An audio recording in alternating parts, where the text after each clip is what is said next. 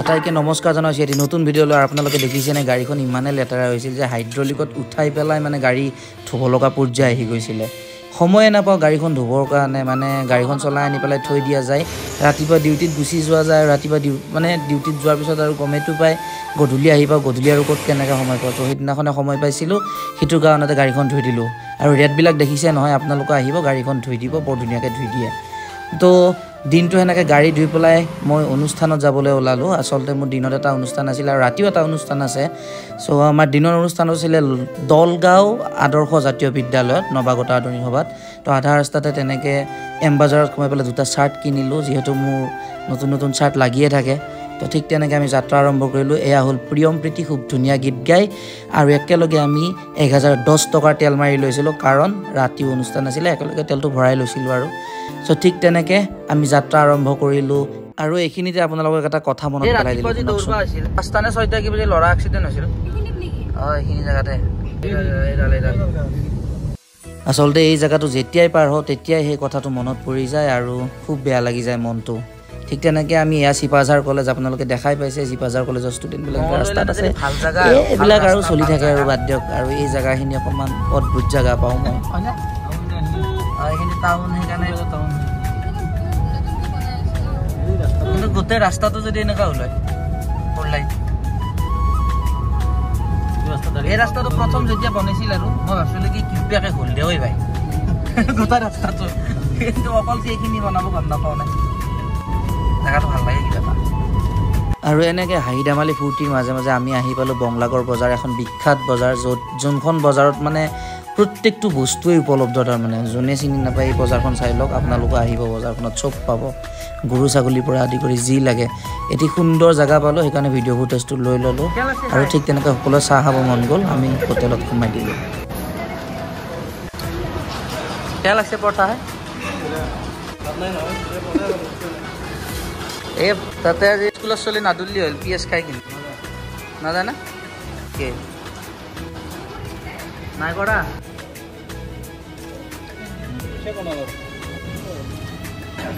চাহ চাহ ষ্টাইলটো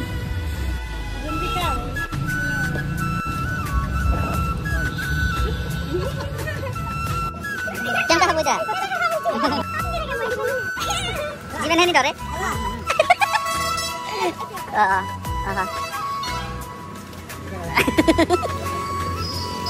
পিছে খাই আছে আকামাৰ খাৱা বুলি আকামাৰ খাব। আৰু সকলোৱে চাহ তামোল পাণ খাই পেলাই আমি আকৌ যাত্ৰা আৰম্ভ কৰিলোঁ অনুষ্ঠানলৈ। আৰু আমি আহি পালোঁৱেই অনুষ্ঠান, এটি খুব মৰম লগা অনুষ্ঠান। আৰু সকলোৱে দেখিছে নাই বহি গৈছে পূৰা। এই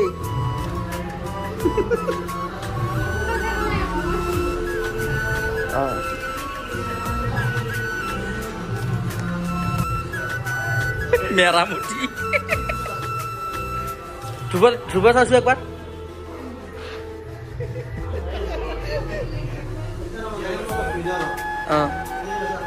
এই পাইপবোৰ পানীয়ে আনা। আৰু এয়া মোৰ গাড়ীখনৰ অৱস্থা দেখিছেনে, পূৰা বোকা পৰি গ'ল, মানে উপায় নাই, ধুই আনিছিলোঁ, উপায় নাই। আৰু আমাক এনেকৈ অনুষ্ঠানৰ আগত বহিব দিলে আনি পেলাই। আৰু মানুহ দেখিছেনে, মানুহটো চাই লওক না, আমাৰ মানুহ দেখা পাই পাগল হৈ গ'লোঁ। আৰু ঠিক তেনেকৈ মই গীত আৰম্ভ কৰি দিলোঁ।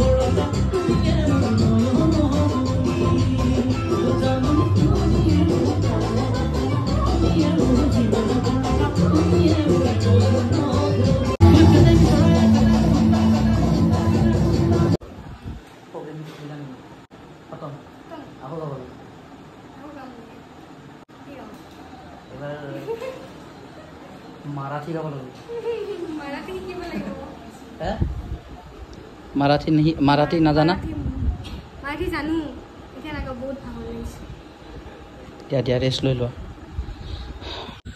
তো ছাৰ কেনেকুৱা লাগিল আজি অনুষ্ঠানটো বহুত ভাল লাগিছে মই আশা কৰাতকৈ বহুত ভাল প্ৰগ্ৰাম হৈছে আৰু আপুনি যে ইমান ধুনীয়া গান গাব জানে মই সপোনতো ভবা নাছিলোঁ আৰু আপুনি যিখিনি পাৰফৰ্মেঞ্চ আজি দেখালে মই ভাবাতকৈ বহুত ভাল আশা ৰাখিছোঁ আপোনাৰ অনাগত দিনবোৰ আৰু ভাল হওক আপুনি অসমত প্ৰত্যেকটো অঞ্চলত এনেকৈ গান গাই উজ্বলি উঠক তাৰে আমাৰ কামনা আৰু সদায় সহায় সহযোগিতা আপোনাৰ লগত থাকিব বুলি আশা ৰাখিছোঁ সঁচাকৈ মানে ছাৰ সঁচা কথা কৈছোঁ অনেষ্টলি কৈছোঁ মানে এইটো কোনো চিম্পেথি নহয় মানে কোনো মানে বহুত প্ৰগ্ৰেম কৰিছোঁ তো আজি এনেকুৱা প্ৰথম এখন অনুষ্ঠান পাইছোঁ যিখন প্ৰগ্ৰেম মানে বেলেগতকৈ বেলেগ মানে ব্যতিক্ৰম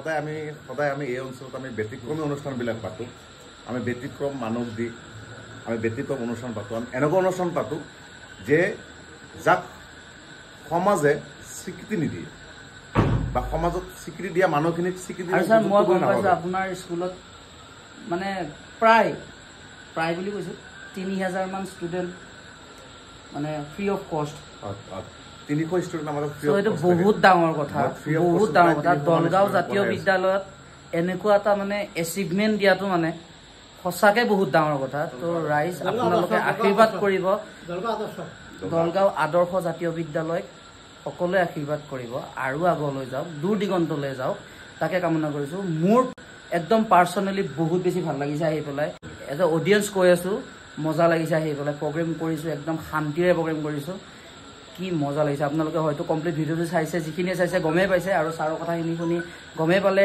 চ' thank you so' much sir আৰু বিশেষভাৱে ধন্যবাদ জ্ঞাপন কৰিব লাগিব আমাৰ এই বিকাশকো আশীৰ্বাদ কৰিব খুব ধুনীয়াকৈ মানুহটো হৈছে আৰু মানে বহুত কষ্ট কৰি আছে মানে ৰেষ্টেই পোৱা নাই চ' থেংক ইউ ভিডিঅ'টো ইমানটা সমাপ্তি কৰিছোঁ প্ৰগ্ৰেম কৰি কেনে লাগিল একদম ধুনীয়া লাগিছে ৰাতি কেইটা বাজিল এতিয়া কেইটা বাজিল 12টা এইটো ৰাতি 12টা বাজিল পুৰা 6 তাৰিখ প্ৰগ্ৰেমটো মজা হৈছে না প্ৰগ্ৰেম ধুনীয়া হৈছে বহুত এনজয় কৰিছোঁ মইনা দুপ মিলাকছি নেকি গাড়ী চলাই আছোঁ কথা পাতি থাকক এই 12টা বজাত যাই আছোঁ দিনৰ প্ৰগ্ৰেম ৰাতি হৈ গ'ল উপায় নাই আৰু অনুষ্ঠানটো আৰম্ভণি কৰা গীতটো গাই গাই আমি ঘৰলৈকে ৰাওনা হ'লোঁ সকলোকে ধন্যবাদ জ্ঞাপন কৰিছোঁ ইমান ধুনীয়া এটা অনুষ্ঠানত আমাক নি পেলাই ইমান ধুনীয়া সন্মান দিয়াৰ কাৰণে আটাইখিনি মিউজিচিয়ান লগতে ছাৰ বাইদেউ স্কুলৰ সকলোকে ধন্যবাদ জ্ঞাপন কৰি আকৌ নতুন ভিডিঅ'ত লগ পাম বাই